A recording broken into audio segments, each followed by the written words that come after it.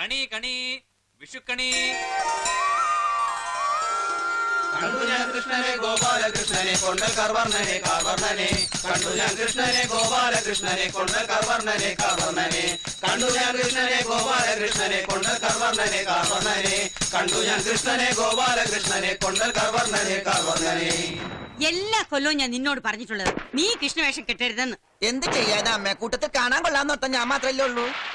ഏത് കൃഷ്ണയുടെ താടിയുള്ളത്? താടി ഉണ്ടായിരുന്നു, അന്ന് ബാർബർ ഷോപ്പില്ലല്ലോ. ഗുരുത്വദോഷം പറയരുത്. ഇവിടുന്നാ തുടക്കം. ഐശ്വര്യായിട്ട് ഒരു 50 രൂപ കൈനീട്ടോ.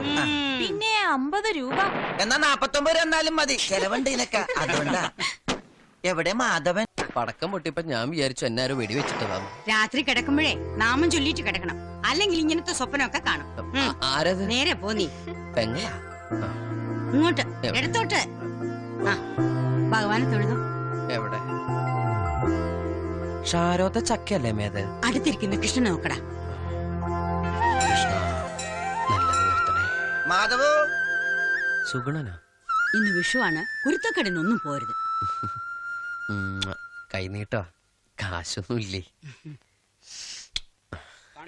കൃഷ്ണനെ ഗോപാലകൃഷ്ണനെ കൊണ്ടൽ കർവർണനെ കാർവർണനെ. ആ കണ്ടു ഞാൻ കൃഷ്ണനെ ഗോപാലകൃഷ്ണനെ.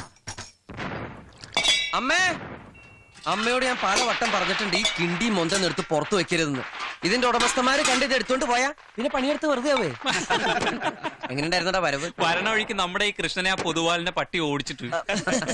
എന്താണെന്ന് അറിയാൻ പാടില്ല. കൃഷ്ണന്റെ വേടത്തിൽ എപ്പ കണ്ടാലും ശരിയാണ്, ആ പണ്ടാരപ്പട്ടി എന്നെ ഓടിച്ചിടും. പിള്ളേച്ചനെ കണി കാണിച്ചാ? പിള്ളേച്ചനെ ഉണർത്താനുള്ള പടക്കത്തിന് 10 രൂപ ചെലവാണ്. കൈനീട്ടുണ്ടെങ്കിൽ 1 രൂപ വരും. നക്കിയാണ് പരം നക്കി, അയാൾക്ക് കണിയും കിണിയൊന്നും വേണ്ട.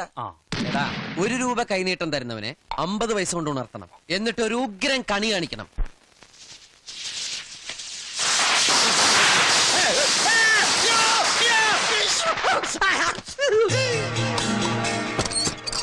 ആരാടാ പടക്കം പൊട്ടിച്ചേ? അയ്യോ ചന്തി, 1 2 3 4 5. അയ്യേ, എന്റെ 5 വർഷം പോയി.